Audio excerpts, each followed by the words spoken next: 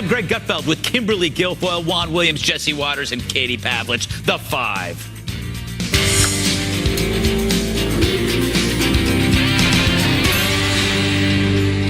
Last summer, an FBI agent was pulled from Robert Mueller's special investigation into Trump. Makes sense. Peter Strzok, seen there, had exchanged anti-Trump and pro-Hillary texts with a mistress who was also on Mueller's team.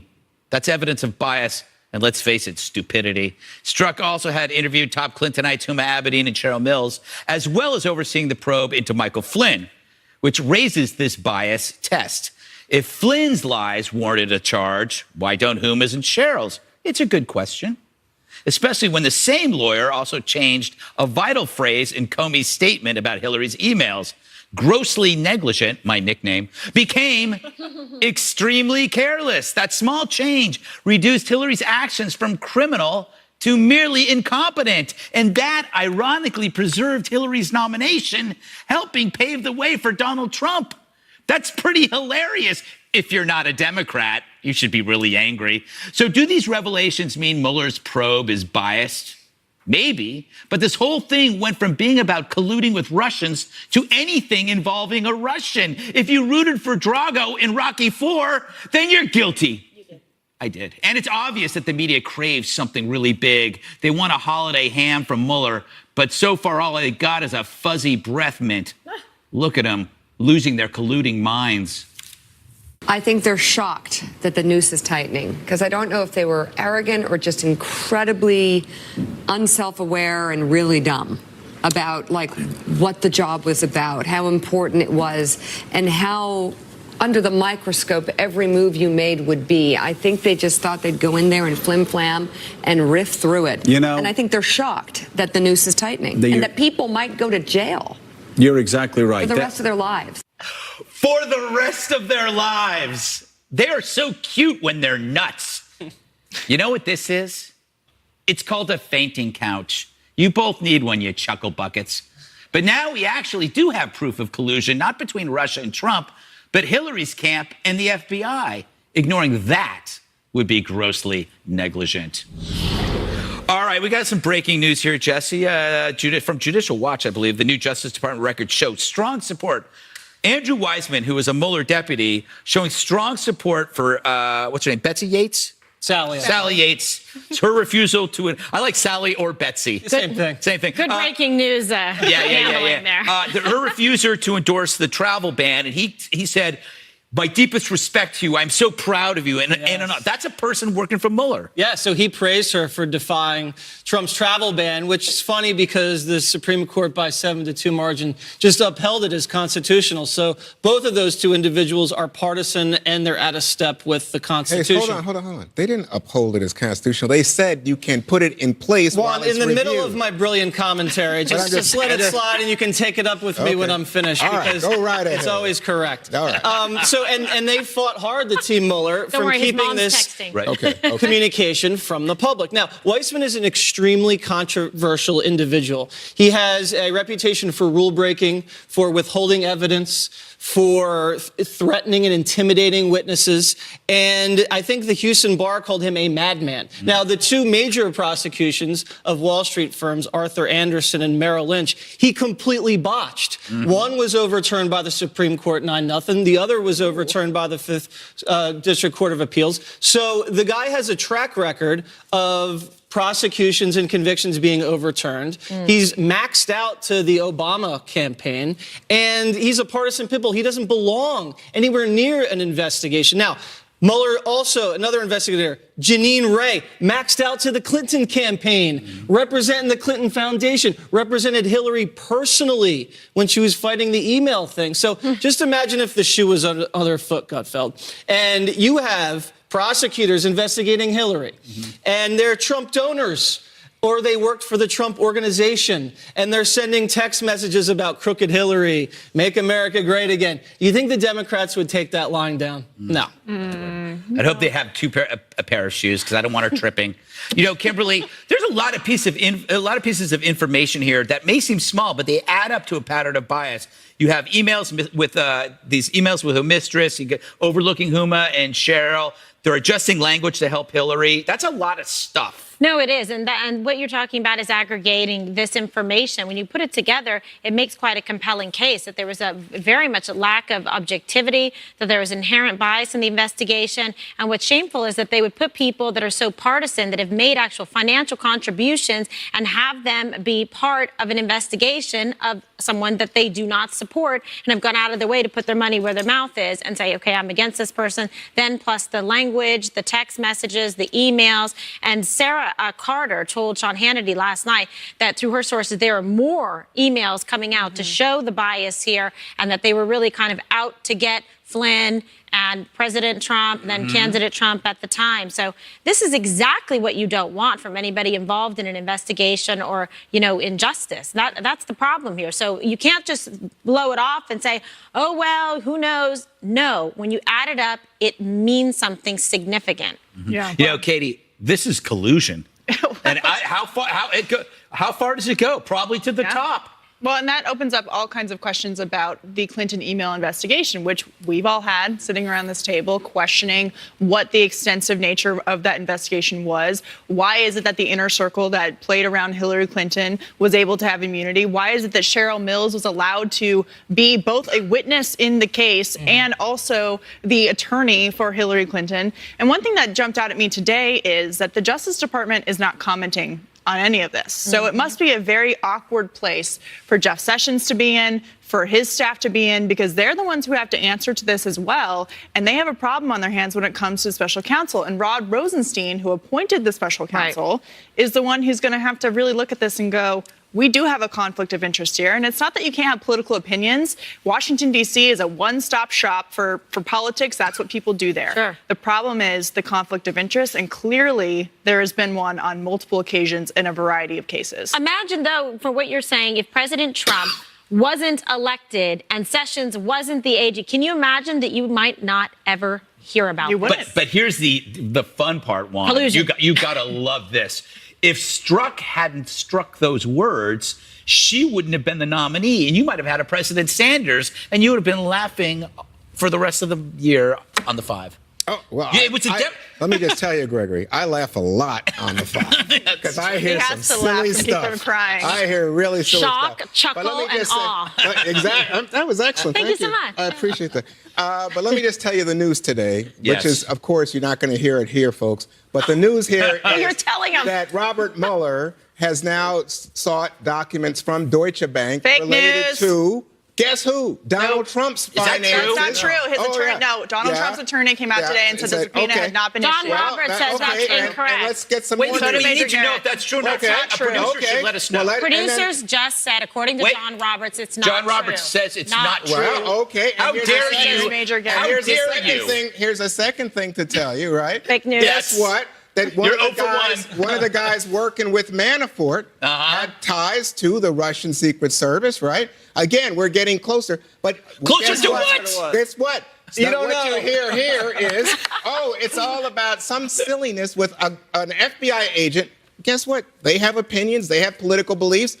Which among us wasn't tweeting, Gregory, in the midst of the presidential an FBI debates? agent. Oh, I know somebody Thank that was God. tweeting in the midst of the presidential wasn't debates. interviewing It Cheryl doesn't and matter. Huma. You can do your job. You can come in here and No. do your job, and then just like Mr. Strzok, do his Okay, job. Juan, well, here's my question then. Because the entire reason why Jeff Sessions, as the Attorney General of the United States, recused himself from the Russia investigation is because he said there was a conflict of interest because of his involvement in the campaign. Yeah. Would it be okay with you for him not to have recused himself? Because he might have political opinions about Donald Trump, but he can still do his job even though he was on the campaign. No. He was personally involved, Katie. In other words, he's even had to come back So and there's a double explain standard. that he I wasn't got it. lying, but he So simply it's different forgot. for different people. No. I got it. He was actually involved. This agent had a political opinion and was doing his job as an agent. You guys now are attacking law enforcement when it comes, but not. Juan, You've never you're attacked law enforcement, Ron, Juan. Juan, you're trying to shift the argument away from the obvious collusion between Hillary's campaign and the What? FBI. There is no That's- such thing. You're trying to shift just- this away from Donald Trump and the fact that after the Flynn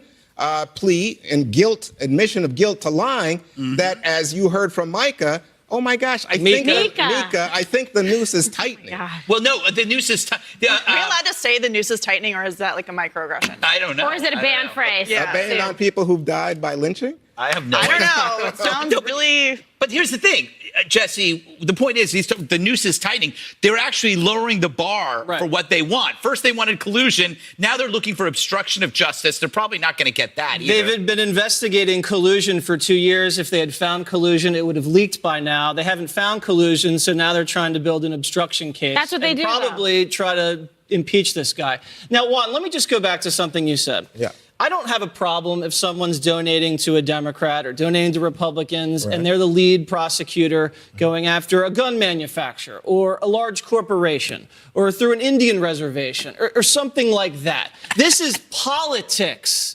This is so much more serious than, just some sort of corporate prosecution or Wall Street prosecution. They're going after a political campaign. The winner of that political campaign is now the president, and prosecutors are donating to her opponent and giving different treatment to different people based on their politics. No. That alone raises the question of, has the You just integrity went of overboard. the investigation been compromised? You went And has way the team been compromised? There's an old saying, look, Juan. I know you love are who you conspiracy. hang out with. Oh, please. That would make Mueller Oh, is that a right? Trump hater. Oh, 'Cause he's so what does that? stacked What does the that deck make me? with a I bunch hang of out Trump with you haters. guys. These Yeah, are my I don't think we friends. hang out Oh, after my the God. show. No, we hang out. Okay, so that makes me therefore revealed. some wild-eyed conspiracy theorist like you? No, I don't Juan, think so. Let's just say, I'm not sure we're friends. We're Okay. colleagues. Yeah. Okay, but I'm hanging out here. You're like a mean girl, Jesse. I'm guys are on sorry. your way. Juan It's brings all out the best but in me. But I'm going to tell you, it doesn't make a difference. I think it Jesse. does. Wait till I you- just You know made a why? great example. You know why? Do you If think there it had makes a been Trump difference?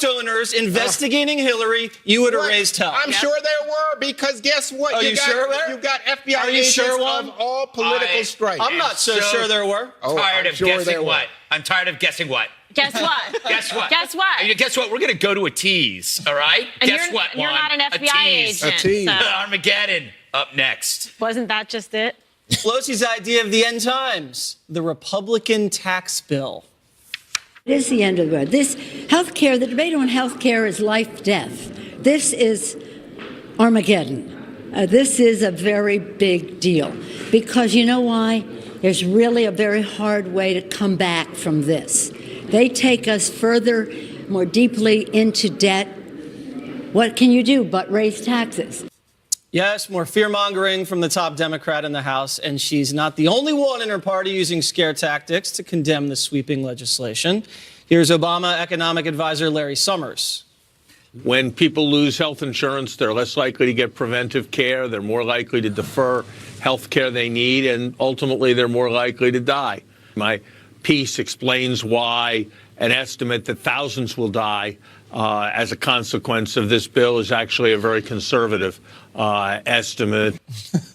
No matter what Republicans propose, it's going to lead to death and destruction, Greg. Yes, without hyperbole, Democrats would have nothing. If you take up any issue that isn't immediately dangerous, like the Trump election, climate change, tax reform, the debate starts with them saying that the opposition are evil killers, Right. taking us down to the path of the apocalypse, except when it comes to ISIS or terror. It's the most amazing contrast. If you actually flip the reactions, so the concern over taxes is actually a concern over terror, for once, liberals would be right.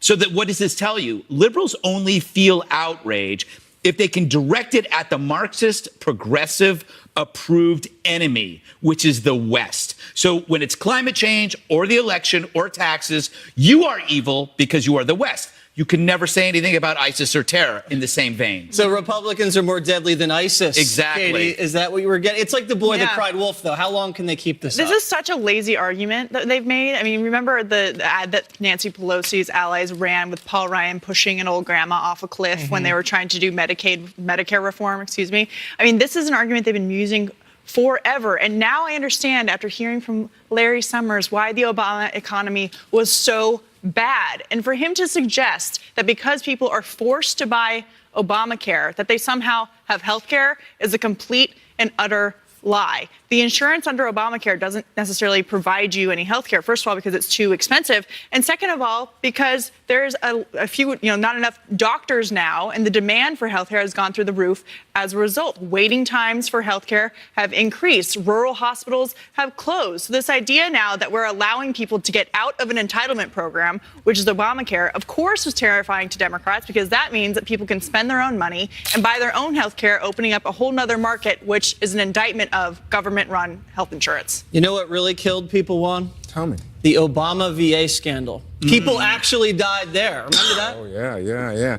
Well, let me just tell you, Katie, I think, in fact, what we know I made a pretty good that point. there's more people covered by insurance because they're of forced to Obamacare. buy it, Juan. Oh, I'm just saying more people have health insurance, which is good for Because us the all. government But tells them they're going to be fined there's a if they can't penalty. buy it. Let If me they don't just buy say it It's created it's a tax. system that allows us all as Americans to have fewer dollars imposed on us as when you and I buy, because we're employed, and those who don't have the money for health insurance to get health insurance so that they don't impose a burden on the rest of us. This is good for America, good for the healthcare system, keeps costs down. It's horrible. Has Let no me just effect say- on health. It does, but let me just say something. If you don't have health insurance, try to be healthy. There have been studies that show. Okay. Juan, Fine, people fine. don't have Let me health just- insurance let me under just get- Obamacare because it's too expensive let me to pay just the get back to deductible. what Greg was talking about, though, because it seems to me you ignore something that Republicans had endorsed for years, which is the Joint Commission on Taxation, the official scorekeeper of Congress, saying that everyone who makes less than $75,000 is going to see a tax increase under this in 10 years. You don't notice that, oh my gosh, Republicans have always been deficit hawks.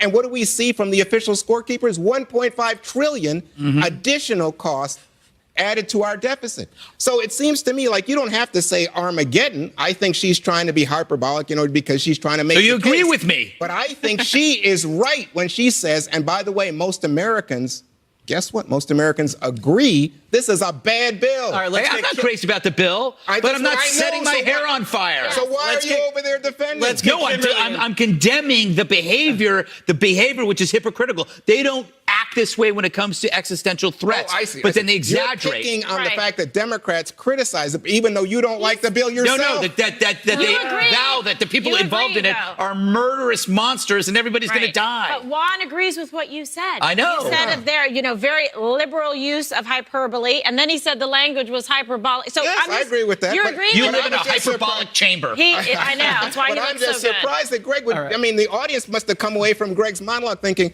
"Oh, Greg thinks this is a great bill. Republicans doing the right things. Oh, those Yeah. Democrats." are Only always you were criticizing." confused, Juan. Oh, I- Kimberly, We were Okay. all Can you take on us point. away? Yes, Good, good. please, Calgon, take us away because this is getting crazy.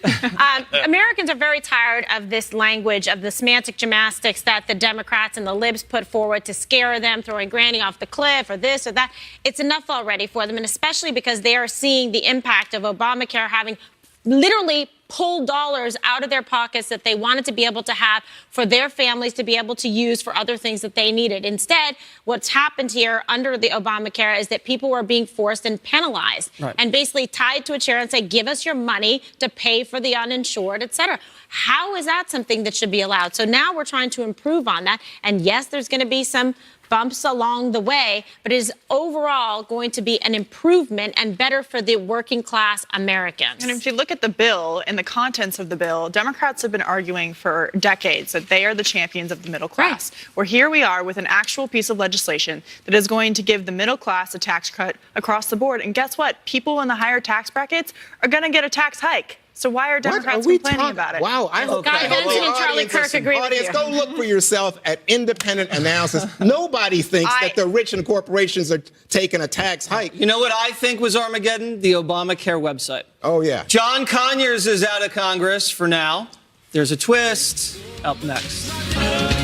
Today, John Conyers became the first member of Congress to give up his seat amid a national reckoning on sexual harassment. He was facing intense pressure to resign after multiple misconduct claims surfaced over the last 2 weeks.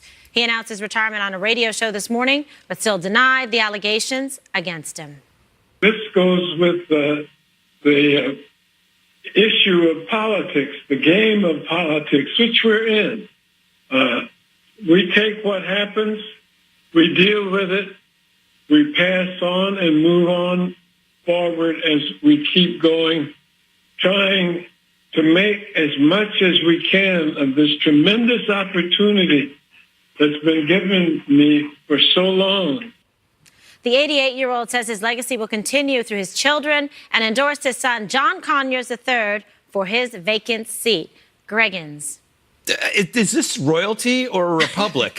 I mean, we don't know anything about his son. The apple may not far from the underwear. Oh. So I don't know. I don't think it's right for him to keep it in the family. I don't think you should be allowed to do that. But by the way, comparing this to all of the other revelations in the hitting media, politics, entertainment, he's getting off pretty easy. I mean, he's 88 and he's retiring. It's not like he's losing his career at the age of 40 or 35 or 50. You're right. I mean, this is not a tragedy. He's 88 years old. Go spend some time, that other things that don't involve changing your clothes in front of people. You know what? It's pretty much tragic when a guy who's the longest serving member and who is revered by many in the black community, but certainly in Michigan, ends up in this kind of, I mean, his whole legacy, I think, is tarnished. Do you think? And hurt. And I think that's why today he said in terms of the son, and I don't know the son either, but he said, my legacy will continue through my, because the guy understands that he will be remembered in these terms and not as the guy, for example, who introduced the legislation to honor Dr. King with a birthday, national holiday for the birthday. That's damaging. Yeah, it's a good lesson for lawmakers on Capitol Hill and for men in big, powerful positions. They do a lot of good things throughout their life. That is true. But when it comes to this kind of behavior, you might get away with it for 10 years or 20 years, but eventually it will catch up to you. That is exactly what happened now. My question is, going into the 2018 midterm elections, how are Democrats going to play this politically? Are they now going to be the party that takes the high road on sexual harassment and assault claims and try to have some kind of standard for lawmakers when they are accused or when there are credible accusations that they step down? Is Al Franken going to be someone who is also pressured into maybe stepping aside in a safe-ish Democrat seat? 2018 is going to be interesting to see how this narrative about this issue plays out in politics, because as we've seen with Republicans with the Alabama Senate race, they've chosen a different way of handling the issue, right? So going into the midterms, Let me hear that. I want to hear that.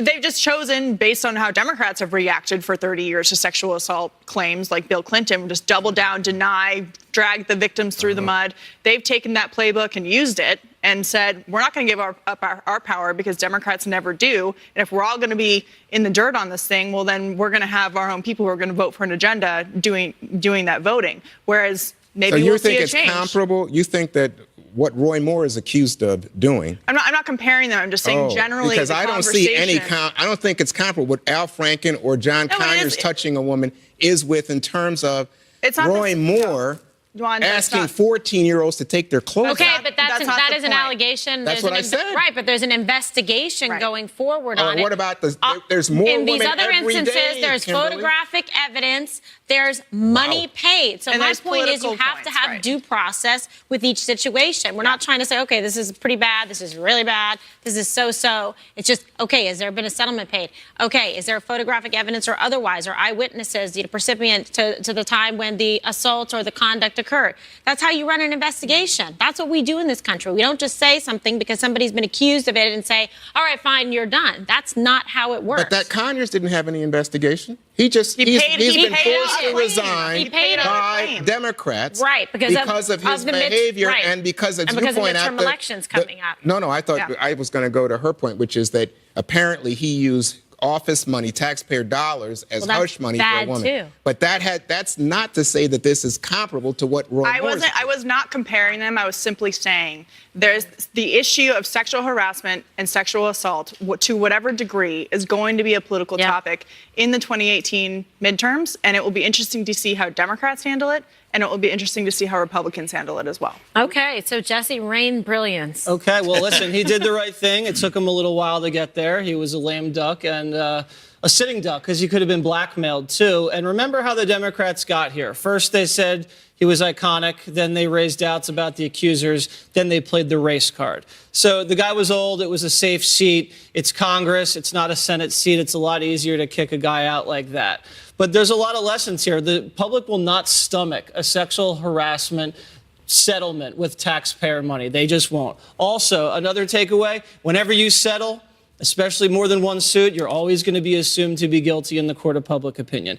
And every case is different. And in politics, you have a long leash to fight these allegations. In the private sector, one accusation, good night. And then I think, the bottom line, there's a lot of talented and very successful guys. We've known them, we've been around them, and they're deeply flawed, and it's very complicated, and it's very sad to see, and you feel sorry for the victims, you feel sorry for the people involved.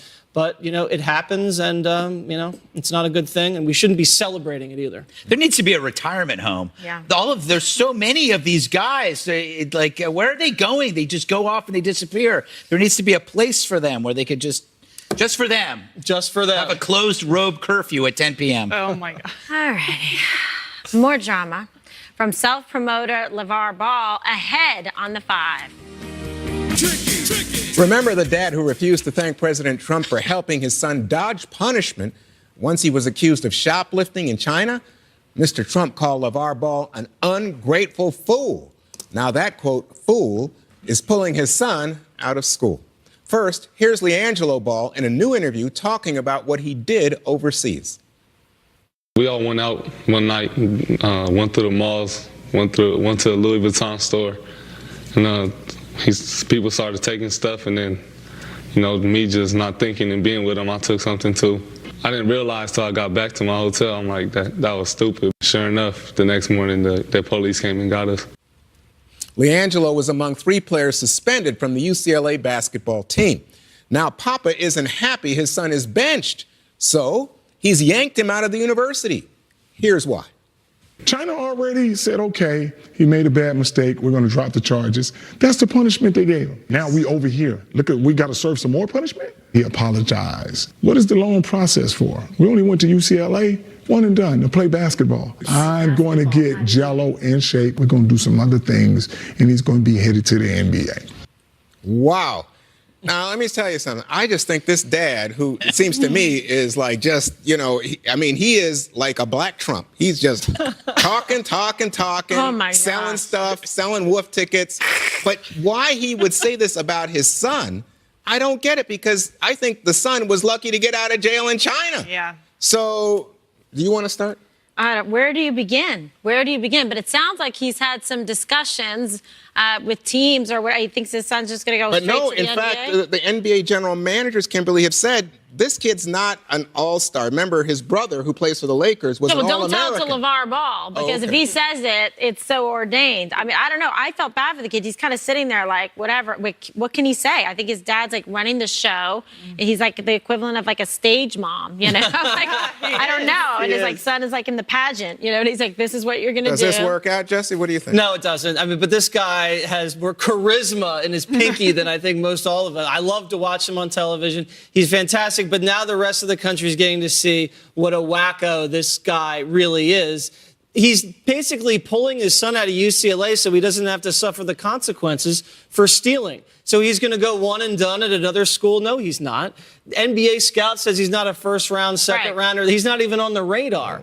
Furthermore, the bloom is off the rose with the Ball boys. The guy on the Lakers having a terrible year. He's really underperforming. This guy, they don't want to sign a family like this. No. This guy gets in front of the camera. He steals the limelight. My God. No owner is going to want to deal with this family. That's nothing but trouble. The PR department's like, no, thank you. know. Do not have him come here. Like Colin Kaepernick. By the way, on that point, the Lakers had to change their policy about reporters talking to family and loved ones Families behind the cause basket. problems No, sometimes. they call it the LeVar Ball rule. On a more serious note, I think that this father needs to YouTube some videos, do some research, read about what it means to be in a Chinese prison for 10 years. And this is the reason why consequences are important, why consequences matter. For him to say that he was treated worse at UCLA than he would have been, than he was treated in China, he was looking at 10 years in prison in a communist country where they don't really care about your well-being, they don't care about human rights, and the idea that they are now being so arrogant and ignorant about what the consequences were going to be actually is pretty insulting to people who, I don't know, like Nobel Peace Prize winners' wives who have been in Chinese prisons for simply being a dissident in the government. I mean, there's a lot that goes on in China, and this kid's really, really, really lucky that he didn't get stuck there for 10 years.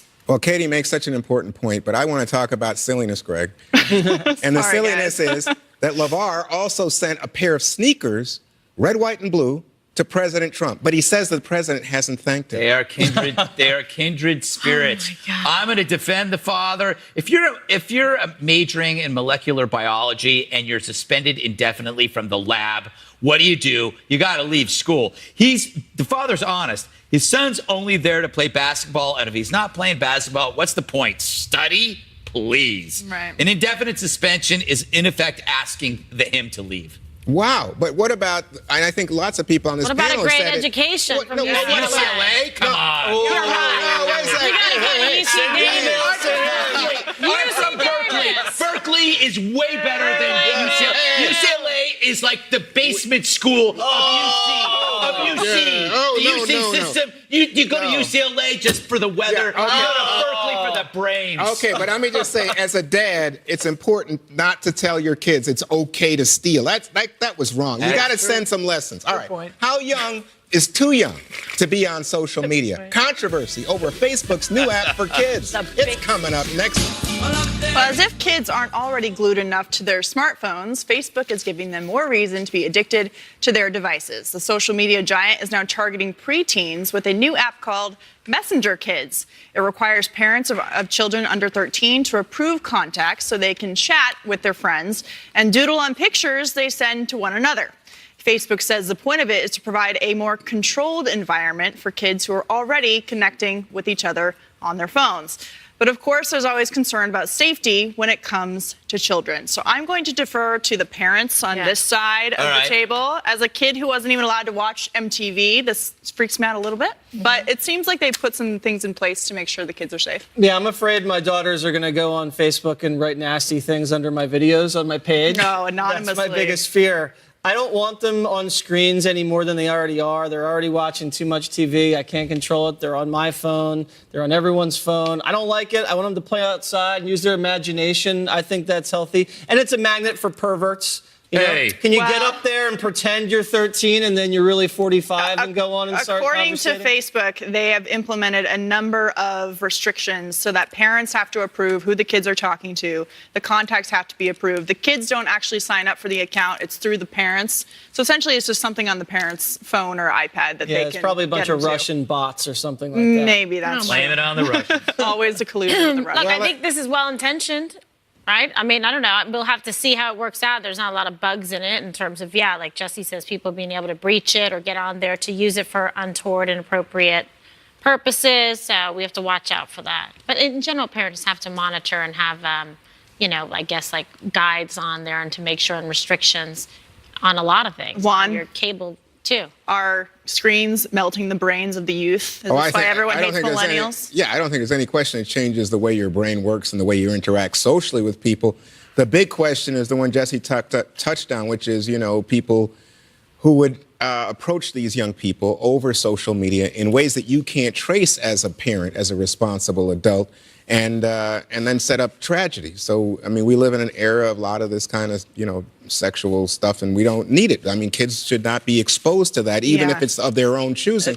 One final point. I think Facebook is in this for the business. Let's not think that they're being just trying to get more users. Yeah, sure. And they're trying to set the kids up to stay on it because right now more kids are using Snapchat and Kik and other things. Yeah, they do say that they've implemented safety filters about nudity, sexual content, violence, and a support team that can respond to any kind of flagged content. But the other thing, Greg, that they have on this, which doesn't make sense based on the guidelines, is parents can't spy on their kids' conversation. That's no fun. That's actually... These are 13 and under, right? That's so actually... want to be able this to is a really bad idea, and I'm going to stray from everyone's concerns. It's not strangers that ruin your life. It's you who ruin your life.